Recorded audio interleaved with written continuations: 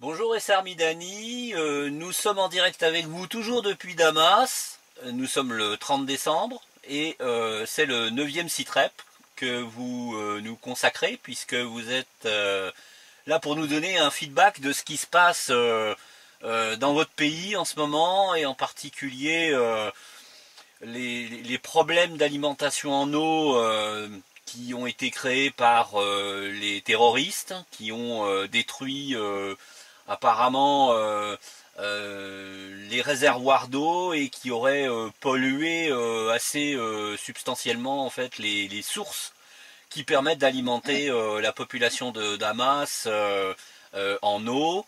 Euh, Nous allons probablement parler aussi d'une manière périphérique, mais des conséquences de la libération d'Alep, qui est très certainement à l'origine des décisions hallucinantes de Barack Obama d'expulser des diplomates russes sous prétexte d'une tentative russe de s'ingérer soi-disant dans les élections, le processus d'élection américain. Voilà, donc vous allez pouvoir nous dire tout ça, je crois, avant que commence ce Citrep, vous m'avez même dit que Alep avait été victime, elle aussi, d'une coupure d'eau par les terroristes. Voilà. Tout à fait. Merci Essar. Bonjour Tom et bonjour à tout le monde, bonjour à tous nos spectateurs. Donc à partir de Damas, effectivement, je suis effectivement, d'abord je peux vous dire que je suis l'ambiance, malgré tout ça, l'ambiance de la fête, à Alep et dans toute la Syrie et continue et persiste. Pour la libération d'Alep, en fait, les gens sont absolument ravis de cette victoire. Donc en fait, c'est la libération d'Alep Est et ça, elle est complètement exempte de tout terroriste qui ont été donc transférés dès le 22 décembre, ça a été définitif et les gens sont descendus dans les rues, fêter le jour de Noël avec dans la plus grande place de la ville d'Alep, mais qui est la place de Azizia, avec un immense arbre de Noël, avec des musiciens, de la musique, de la danse, etc., qui malgré le froid de canard qui faisait, étaient quand même là à danser et à fêter la libération jusqu'au petit matin, voire toute la nuit. Donc jusqu'à aujourd'hui, cette ambiance festive, malgré toutes les représailles et toutes les douleurs que les gens ont eues, elle persiste parce qu'ils sont contents de revenir dans leur quartier, revenir dans leur maison, entre guillemets. Donc on reviendra dessus. À partir de ce moment-là, Alep Est libéré et Alep réunifié. Il n'y a plus de Ouest et Est. Alep est redevenu Alep uni. Les brigades russes et syriennes de l'armée déminent la ville, vont essayer depuis ce moment-là jusqu'à aujourd'hui, travaillent d'arrache-pied à réhabiliter les quartiers qui ont été largement détruits par les terroristes, mais aussi donc essaye de sécuriser et donc de ce fait trouve des quantités de tunnels qui sont creusés sous la ville, mais en plus ces tunnels sont des lieux de stockage d'armes, de vivres et puis de médicaments. Alors si on revient au côté armement, il y a eu des stocks d'armes absolument impressionnants qui ont été découverts. Donc des missiles Grad, des missiles Tao, des munitions de toutes sortes, des tonnes de produits explosifs, largement explosifs, du sifour en fait, et pour fabriquer des plastiques, des bombes plastiques, des quantités de bonbonnes de gaz qui sont aussi prêtes à être utilisées dans les canons. Là, ils les utilisent pour les canons qu'ils appelaient les canons de l'enfer, Oui. lancés sur la population. Mhm. Alors, je tiens à dire que il y avait donc ces stocks d'armes, ils sont tout neufs, de fabrication bulgare, et bulgare, pardon, c'était fabrication bulgare et puis américaine. Donc, mais ces quantités qui sont encore dans leurs emballages d'origine, oui. et puis qui ont manifestement été livrés très récemment. Enfin très récemment, c'est-à-dire au mois de juin. Je tiens à dire quand même, le mois de juin, c'était la trêve, puisque depuis le mois de février, du 27 février 2016, il y avait trêve sur trêve à Alep pour permettre justement aux terroristes qui veulent se rendre de pouvoir se rendre, ceux qui veulent régulariser leur situation de le faire, ceux qui veulent quitter quittent. Et en fait, là, ça a été vraiment les derniers moments où, donc entre le 22 et le 25 décembre, où c'était les moments les plus forts, où ils ont quitté, on les a accompagnés en fait, sous la direction et la supervision, si on peut dire, du gouvernement syrien. Enfin, ça a été une proposition du gouvernement syrien pour ceux qui veulent régulariser leur situation d'un côté, et de l'autre côté, ceux qui ne veulent pas régulariser leur situation, qu'ils puissent quitter la ville pour rendre la ville d'Alep complètement exempte de tout terroriste et de toute arme lourde. Ceci a été fait. Alors, je ne sais pas si on en avait parlé dans le site précédent. Comment s'est passée l'évacuation et l'accord pour l'évacuation des terroristes d'Alep, puisque l'accord a été que ce doit être une évacuation simultanée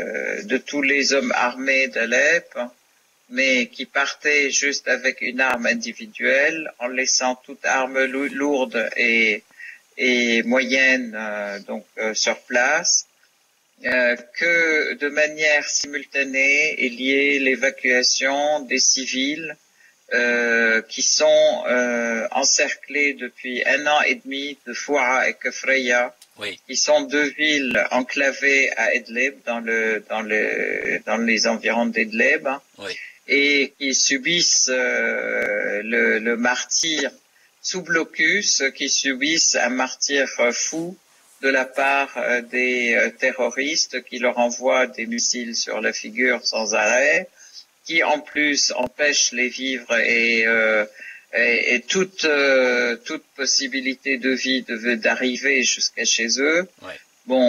Aujourd'hui, leur vie est encore rendue plus difficile par le froid. Ils ont coupé les arbres pour se chauffer dessus, et après 1 an et demi, il n'y a presque plus d'arbres. Et ils envoient des missiles sur leur maison et sur les civils, en fait. Ce qui fait qu'aujourd'hui, leurs maisons sont à moitié démolies, sont donc vraiment dans une situation très très difficile humaine, avec nombreux blessés et qui ont du mal aussi à se soigner, puisqu'ils ont aussi envoyé les terroristes ont visé même leurs hôpitaux. et les centres hospitaliers de ces deux villes. Donc l'accord, c'était sortir les blessés et les personnes âgées et malades de ces deux villes de manière simultanée, en même temps que on fait sortir les terroristes d'Alep-Est. Et le point de rencontre, enfin le point, c'était à Ramoussa. C'est-à-dire lorsque l'écart des civils de Foua et Kefria arrive à Ramoussa, c'est à partir de ce moment-là que l'écart des terroristes partait vers Idlib.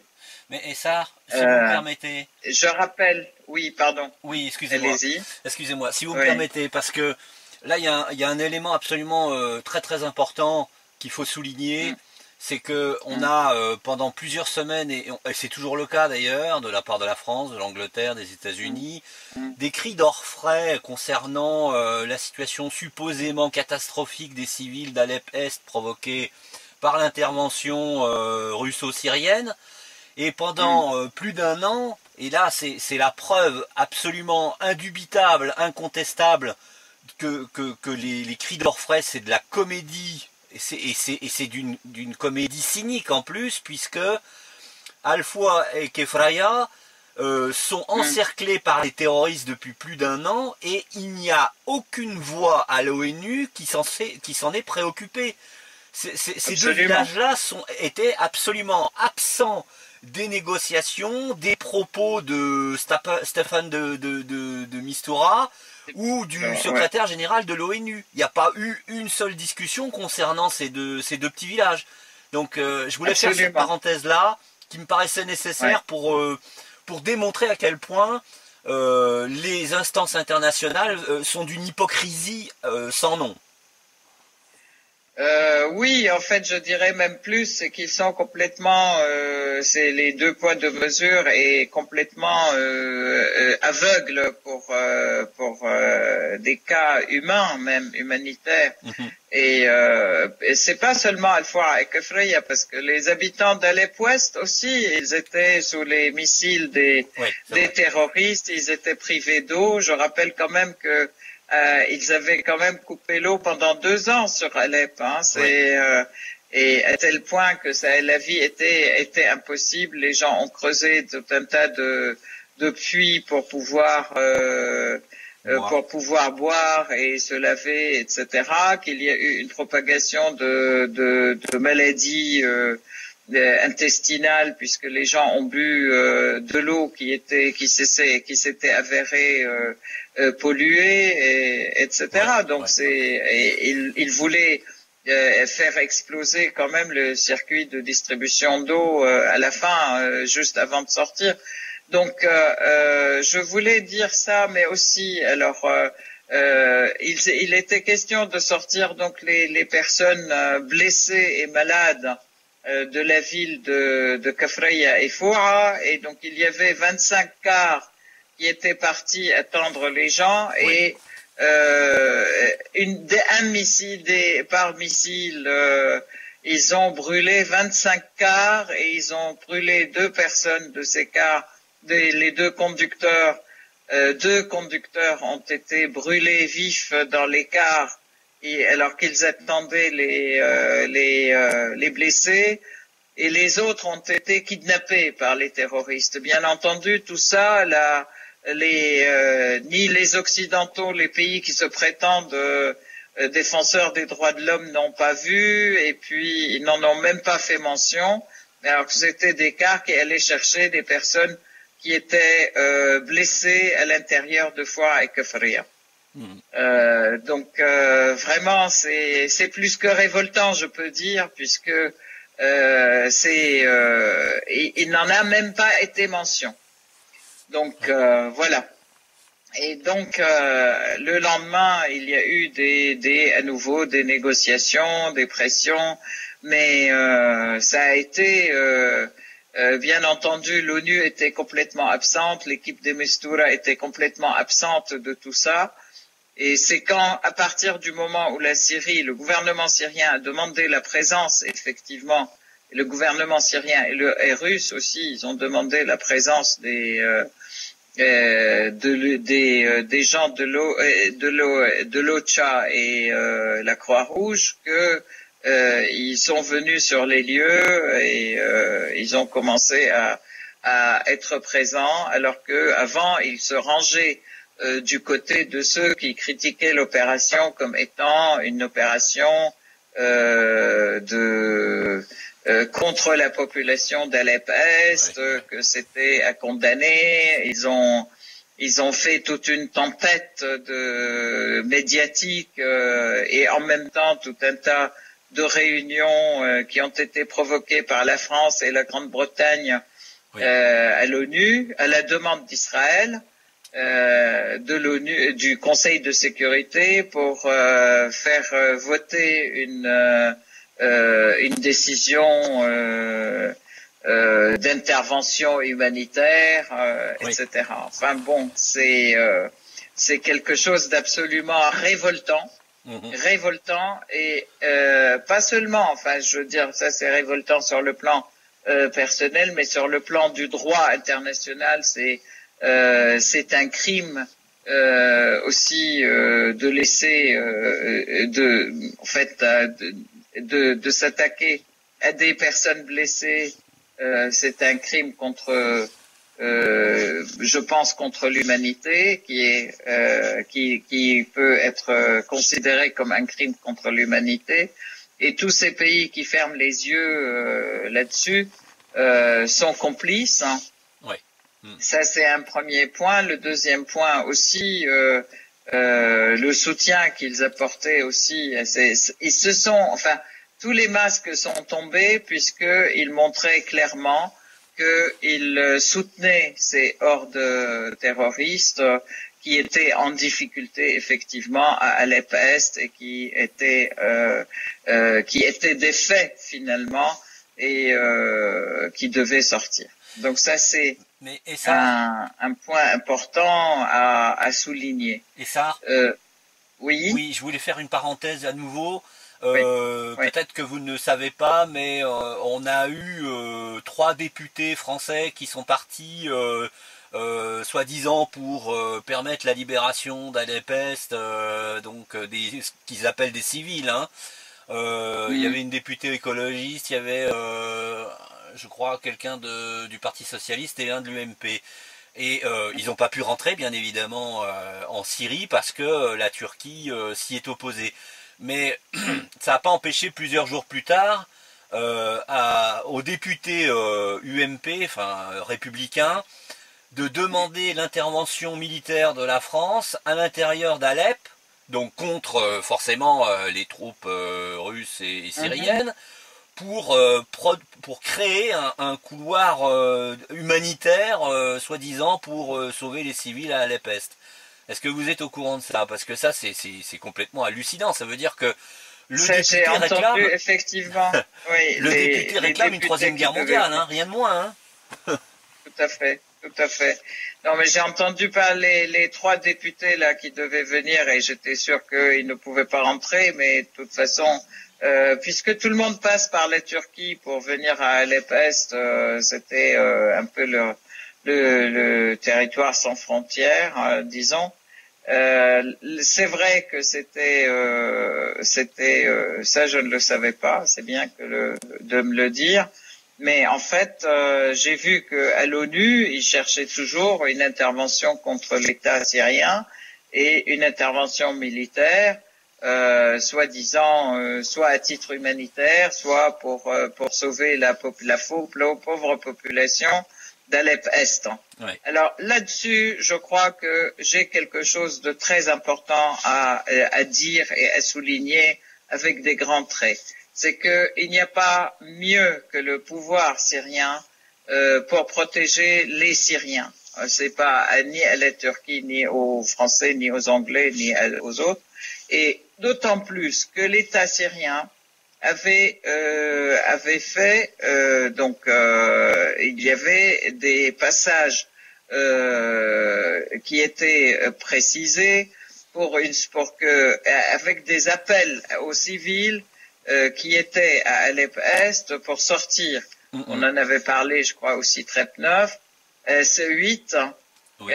Où il y avait 8 passages protégés qui permettaient à la population de sortir, ceux qui voulaient sortir d'Alep-Est, qui voulaient soit aller dans les centres d'hébergement qui étaient prévus pour eux, soit aller où ils veulent en Syrie, donc chez leurs familles, etc. Donc appel après appel, il y a eu des tracts qui ont été distribués qui montraient où se trouvaient ces passages, etc. La population civile n'a pas osé sortir puisque les terroristes tiraient sur les passages sans arrêt. Il y a eu des personnes qui sont mortes alors qu'ils étaient en train de sortir d'Alep-Est. Ils ont été attaqués par des missiles des terroristes et il y a des gens qui sont morts. Donc pendant plus d'une semaine, les voitures, les ambulances, les cars et les services d'aide médicaux étaient là pour accueillir les gens qui voulaient sortir. Ils les ont jamais laissés sortir puisqu'ils voulaient les garder comme boucliers humains. Oui.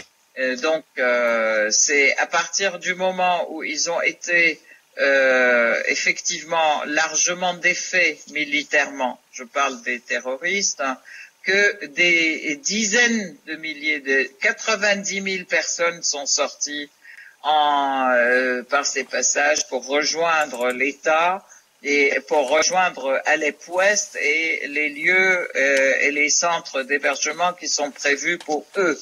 95 000 personnes qui sont sorties. Dans ces jours-là, et nous avons vu les gens qui sortaient, qui étaient affamés, affolés, etc., et qui disaient qu'il les maltraitait. Et donc voilà. D'accord. Et il les affamait et il les maltraitait. Et on les extorquait aussi. Parce que à chaque fois qu'ils voulaient, ils leur vendaient les denrées alimentaires de l'aide. En fait, ils leur vendaient les denrées pour des sommes absolument faramineuses. Donc les gens, comme ils n'avaient pas d'argent, ils crevaient de faim. Les 2000 qui sont sortis à la fin, qui étaient donc les 2000 terroristes. Certains les appellent les rebelles armés, mais moi je tiens quand même à les appeler terroristes. Ils sont sortis, ils ont quand même pu détourner certaines armes moyennes et ils sont sortis avec la complicité, on avait vu la dernière fois, des membres de l'ONU et de l'OCHA et de la Croix-Rouge qui les ont laissés passer avec des armes moyennes. D'accord. Bon, ceci pour dire, malgré tout, Alep a été libéré et ils ont essuyé une grande défaite dont est témoin, en fait, défaite des terroristes, mais aussi une défaite de ceux qui les soutiennent jusqu'à maintenant. Oui. Et qui sont rien d'autre que tous les pays de l'OTAN, oui. et avec l'Arabie Saoudite et le Qatar, qui se sont complètement tous affolés pour essayer de trouver, quand même, essayer de faire voter au Conseil de sécurité et à l'ONU aussi une sanction quelconque contre la Syrie. Donc suite à ça, il y a eu une extension des sanctions contre la Syrie. Et puis il y a eu aussi une nouvelle attaque là. Ils attaquent à nouveau la Syrie sur des mensonges de l'utilisation par le gouvernement des armes chimiques. Vous voyez bien qu'aujourd'hui ils reprennent toute cette propagande mensongère comme quoi l'État syrien a utilisé et utilise les armes chimiques et le chlore et le gaz moutarde, etc. contre ces citoyens, alors que ce sont eux qui les ont utilisés, qui ont utilisé ça contre les citoyens d'Alep qu'ils encerclaient. Donc ça c'est un premier point, mais quand je reviens aussi à dire ce qui a été trouvé dans les quartiers libérés, des tonnes, des quantités importantes de vivres et des quantités, donc en plus des quantités d'armes, des quantités super importantes de vivres qui permettaient à 150 000 personnes de vivre pendant 5 ans. Donc ceux-là, ils les retenaient dans leur stock et ils affamaient la population qu'ils prenaient pour bouclier humain et c'est complètement, alors que tout le monde, tous les médias occidentaux criaient à la famine de les gens qui sont encerclés, parce que tout ça est arrivé. Et là, alors qu'ils sont encerclés par l'armée. Oui. Donc voilà. Bon, en plus, alors les vivres, les médicaments, les armements, un hôpital qui était un hôpital dans un tunnel. Qui était hyper équipé avec des instruments médicaux des appareils médicaux qui font pâlir de jalousie, je dirais, les plus grands hôpitaux, puisqu'il y avait des scanners, des appareils d'IRM, etc., etc. Donc tout ça, ça a été retrouvé dans les tunnels. C'était offert par l'Arabie Saoudite, hein, je crois, il me semble bien, non? Il y a pas quelque chose comme ça? C'est pas l'Arabie Saoudite qui s'était, il n'y a pas un financement de ces appareils médicaux par l'Arabie Saoudite, il me semble bien. Non, mais de toute façon, tout est payé par l'Arabie Saoudite et fourni par les Américains, par les États-Unis et par pays interposés. De toute façon, c'est l'argent de l'Arabie Saoudite et du Qatar qui finance tout ça. Effectivement. D'accord. Donc voilà. Et puis point important aussi, on a trouvé des quantités de pochettes de transfert d'organes. Ah oui. Des pochettes spéciales pour le transfert, ce qui montre aussi qu'il y avait un grand trafic d'organes qui était fait via la Turquie. Et ça fait vraiment mal aux tripes, hein. Oui, c'est alors, dernier truc qui a été trouvé, aussi des charniers des charniers entiers, et des charniers et des cimetières collectifs de personnes dont les corps montraient des traces de torture importantes, des enfants, des femmes, des hommes, des jeunes et des moins jeunes,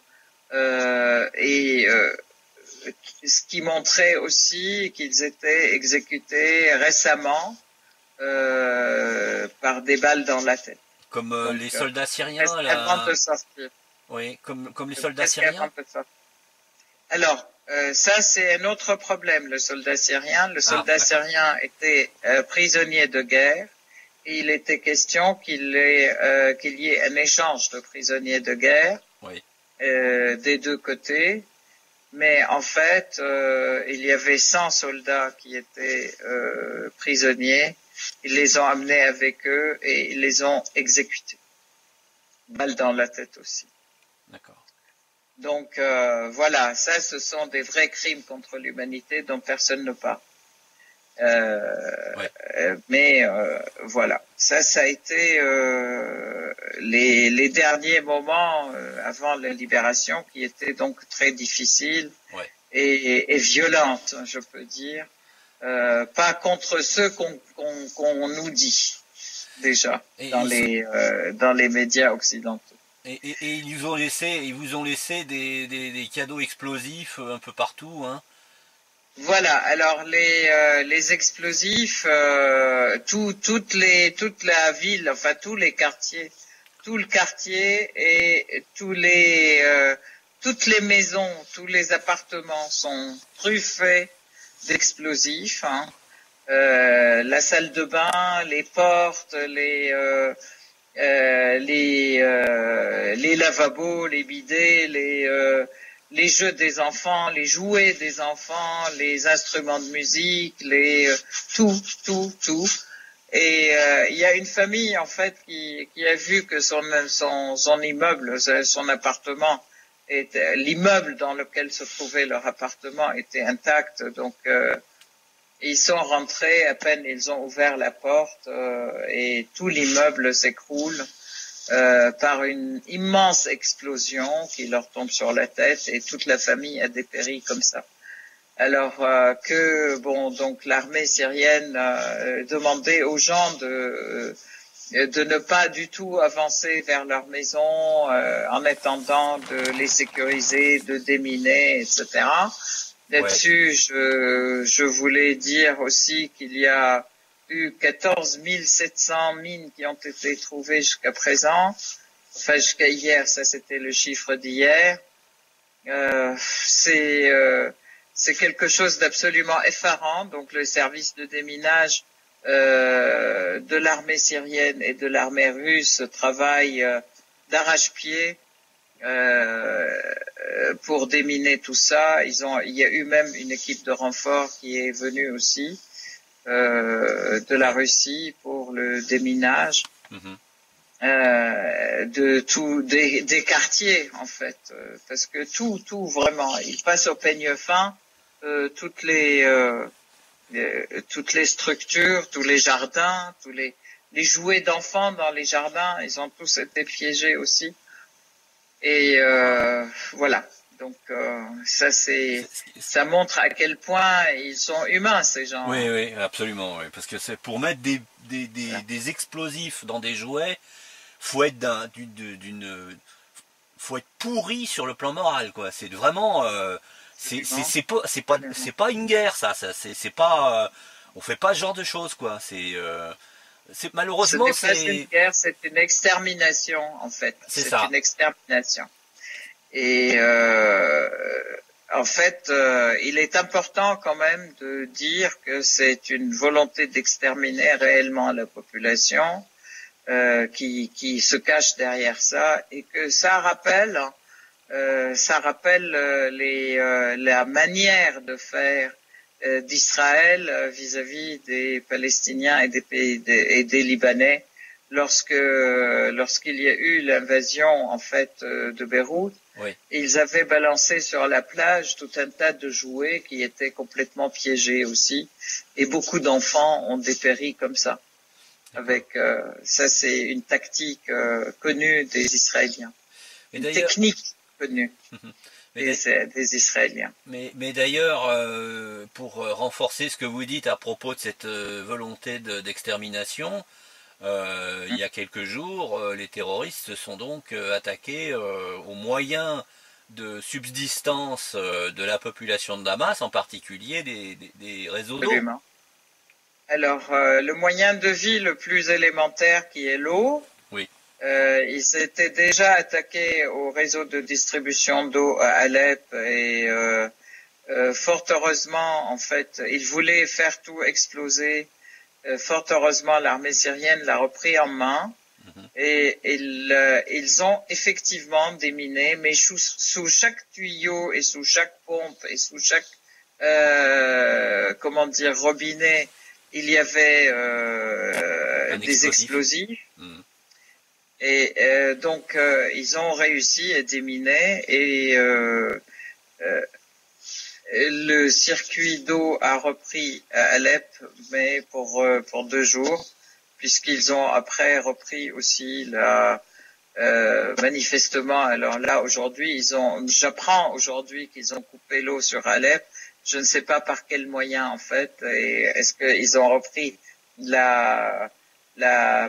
pas la possession, mais au moins le contrôle du circuit de distribution d'eau à Alep ou pas, je ne sais pas.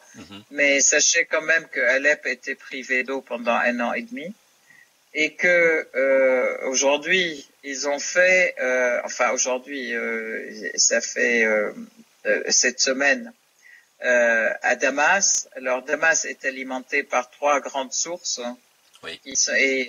et dans la vallée du Barada. Et dans cette vallée, il y a 13 villages et qui abritent ces sources.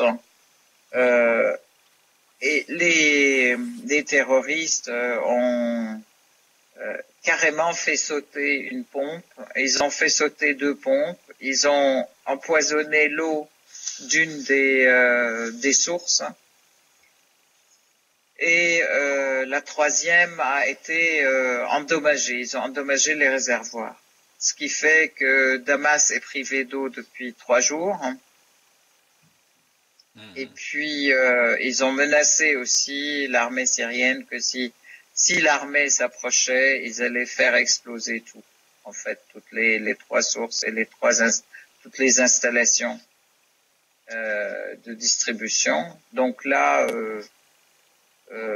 bon, avec l'arrêt des combats, il y a une situation de discussion, etc. Il y a deux de ces hordes sauvages qui se sont pas rendus et qui se sont rendus, qui ont accepté l'arrêt des combats, mais les autres n'ont pas accepté. Et voilà, donc ils se battent entre eux et l'armée essaye d'avancer aussi pour sauver les installations. L'État syrien fait venir l'eau de province par citerne et la distribue sur la ville de Damas, qui est quand même une ville de 4-5 millions d'habitants, voire plus, avec tous les habitants qui sont arrivés d'ailleurs. On peut dire qu'il y a plus de 10 000 habitants dans la ville et ses environs.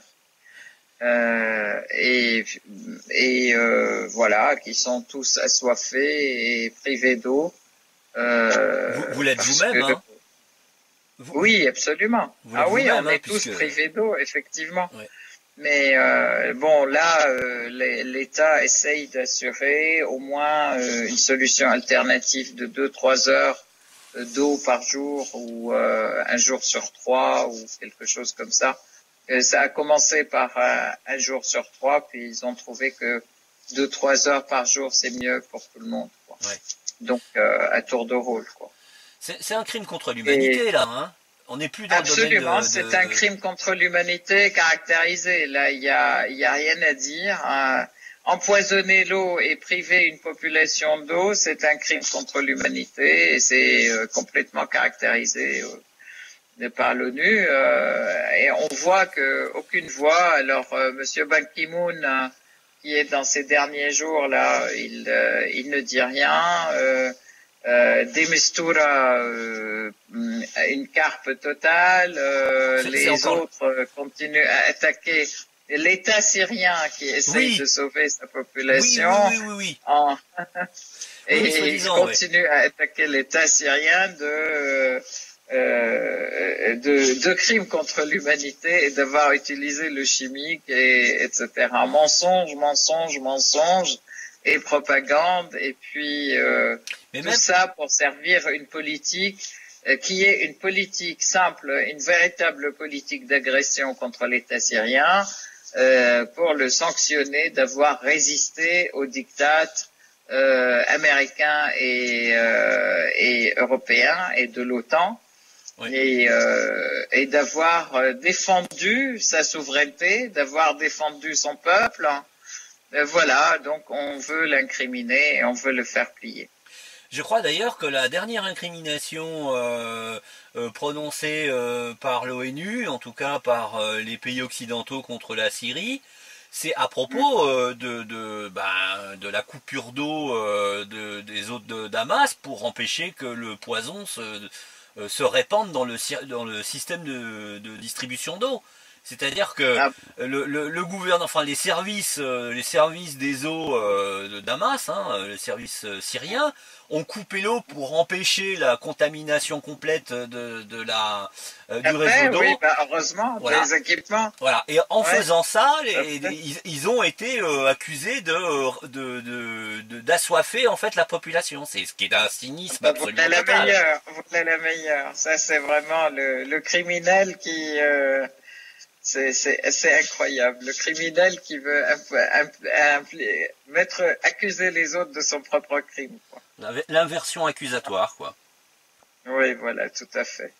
Tout à fait. Mais c'est, en fait, c'est plus, enfin, moi, il n'y a pas de mots pour décrire cette attitude. En fait, moi, je trouve ça révoltant. Mhm. Mais pour moi, le terme révoltant n'est pas assez fort pour décrire cette attitude qui est complètement un déni de l'humanité, un déni de, elle est complètement, C'est de la comment dire? perfidie. C'est de la perfidie.